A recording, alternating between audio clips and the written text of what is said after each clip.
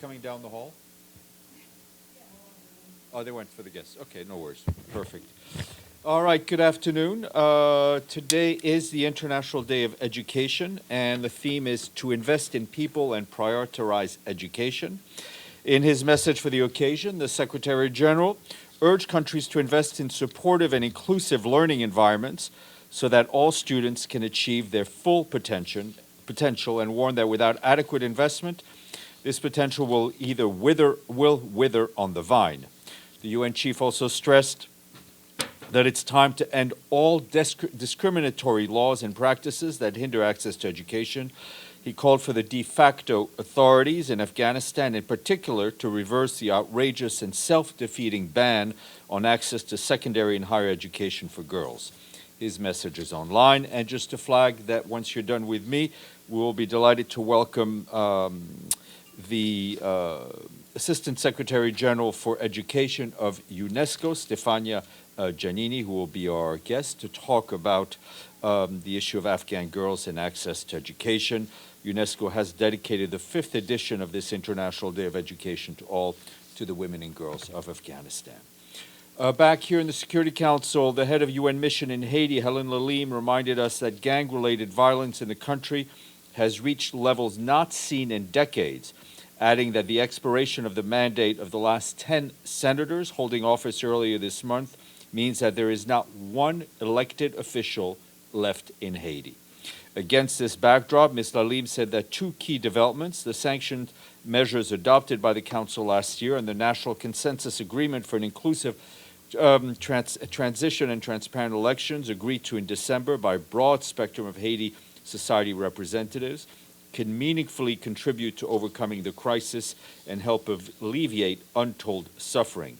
The special representative told council members that the third element that will reinforce both the Haitian National Police and these developments is the deployment of an international specialized force as requested by the government in October.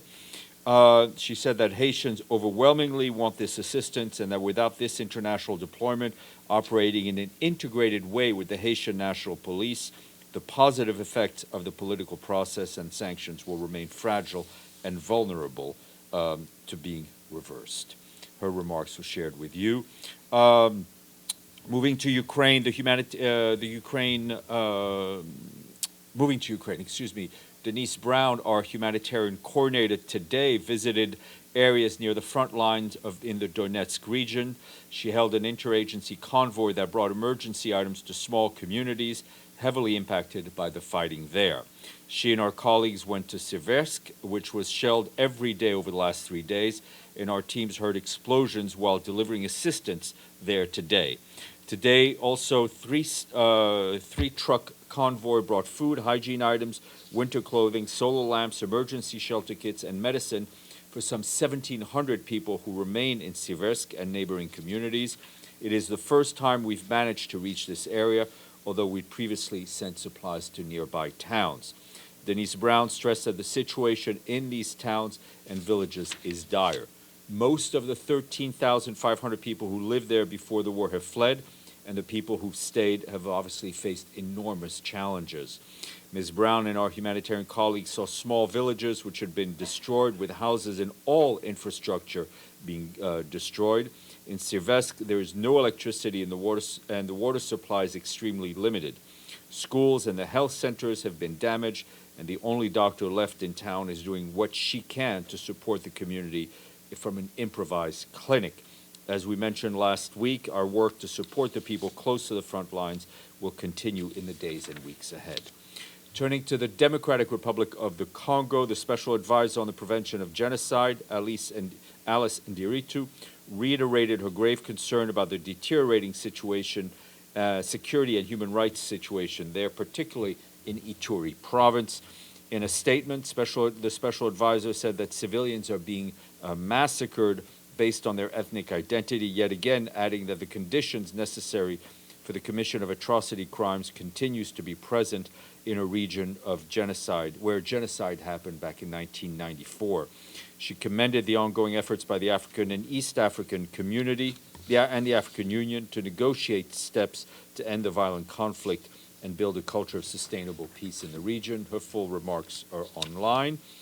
From Eswatini, I can tell you that the Secretary General condemns the killing of Thulani Maseko, a leading human rights lawyer and chairperson of the Multi-Stakeholder Forum, and his killing took place on the 21st of February of this year. The Secretary General takes note that the statement of the government of Eswatini assuring urgent action to bring the perpetrators to justice. He calls on all actors in Eswatini to shun violence and encourage them to engage in meaningful dialogue to reach an inclusive and lasting solution to the challenges of the country.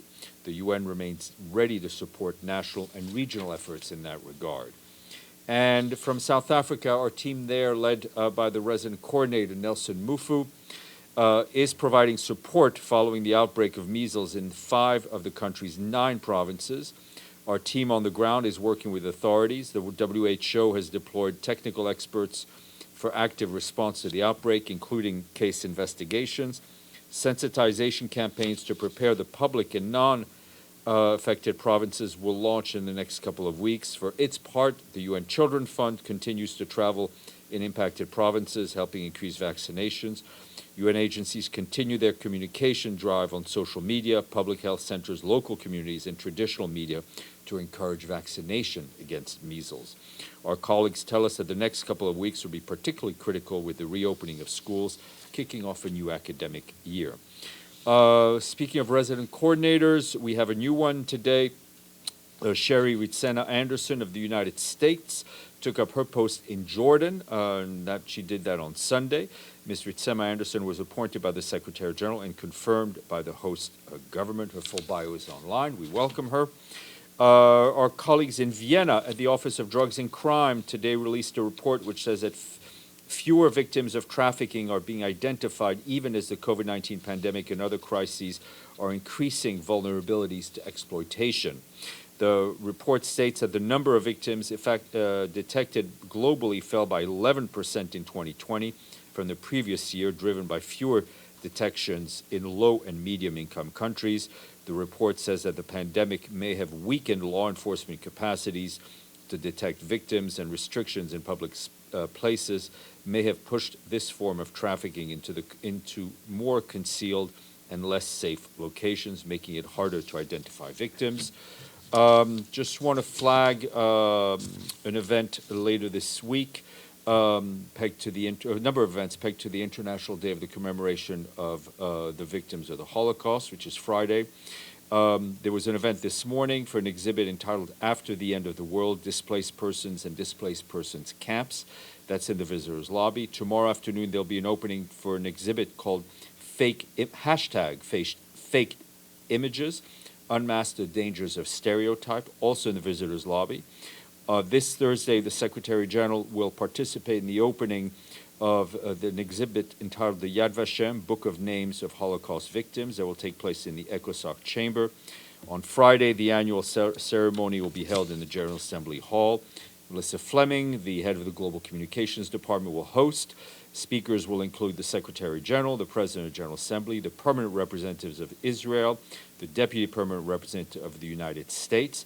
Also participating keynote speakers, Professor Deborah Dwork, Holocaust survivor Mr. Jacques Grivashever, and Professor Ethel Brooks, who, in addition to being an eminent scholar of Roma and Sinti, is also the spouse of Farhan Haq, which is also something to be very proud of. And Karen Frostig, also professor, as well, a number of musicians, and a cantor. We'll have, just to note, programming note, tomorrow's briefing schedule will change a little bit.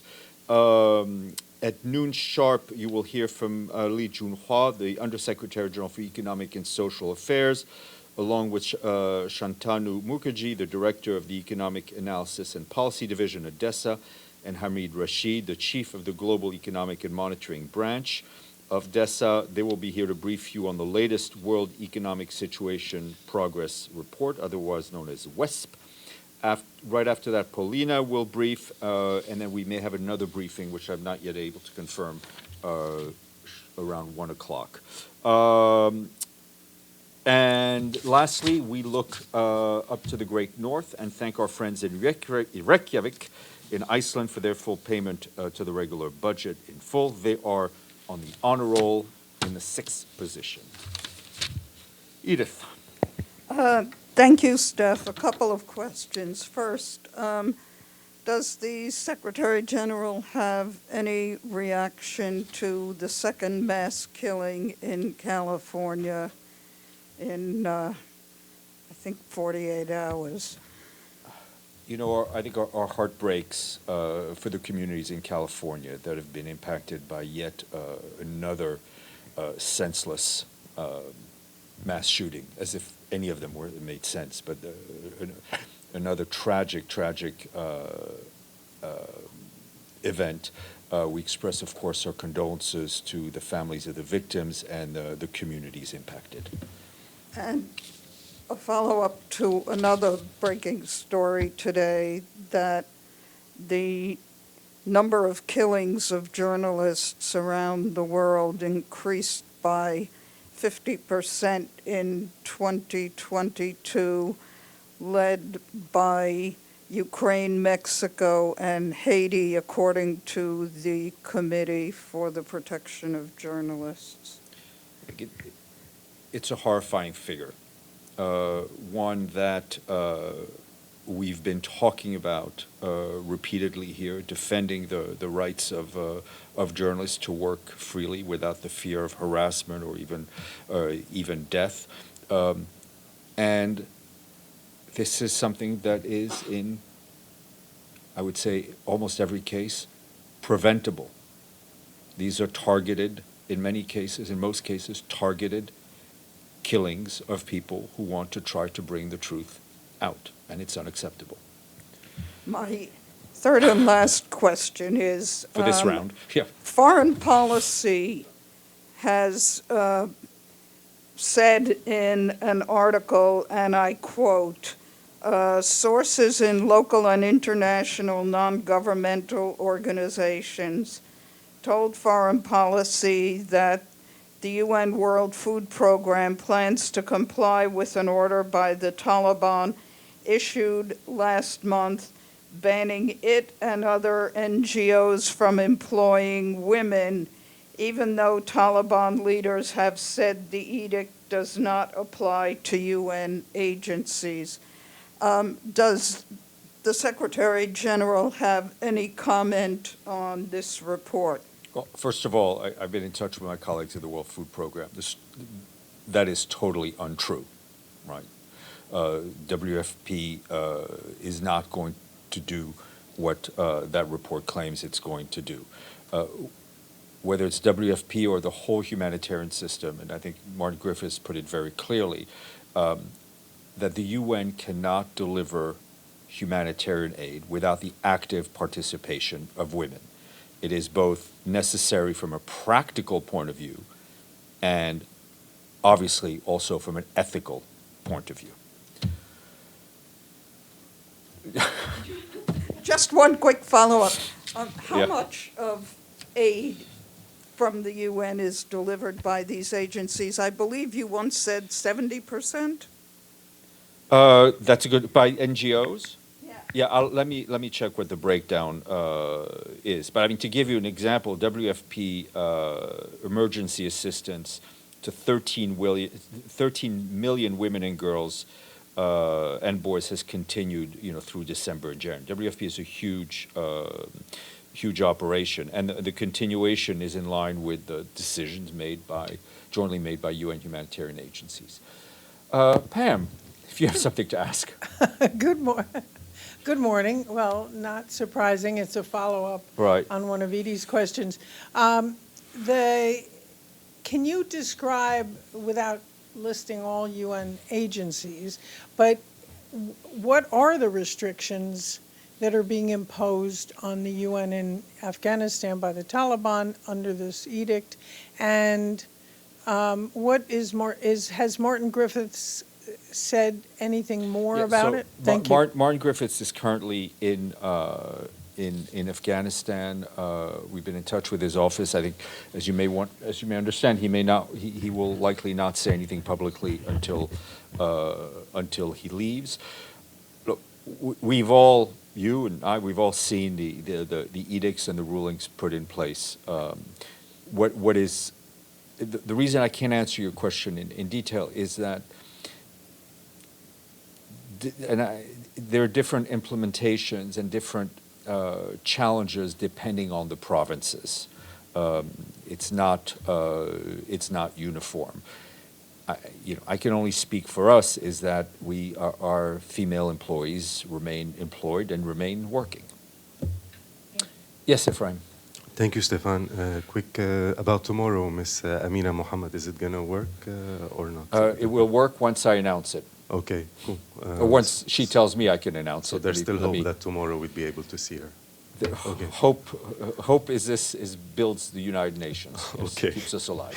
And on Lebanon, after being frozen for 13 months, the investigation into the port, again, Judge Tariq Bitar announced yesterday that he's taking it up again. Does the Secretary General support this judge who has been vilified, as we know, and demonized by all the members of the political class and who has charged many key figures in the investigation? What's the UN's we very much welcome the reopening of the investigation. I think the Secretary General has been very clear from the start that Lebanon, the victims of the blast, the families of the victims of the blast, which include some of our colleagues, are owed a strong investigation that will lead to accountability for those who had a hand in allowing this disaster to take place.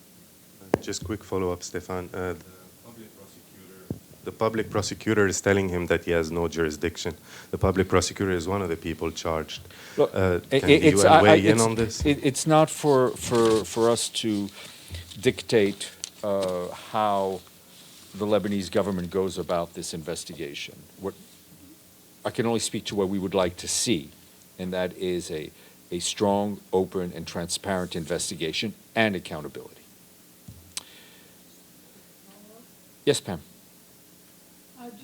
Has there been any request for Sima Bahous to come and speak to Yes, us I about don't the think same she's stuff? in. I mean, Or I even don't think Beeman? she's in. I'm not sure she's in New York, but I will check. Okay, thank you. Okay.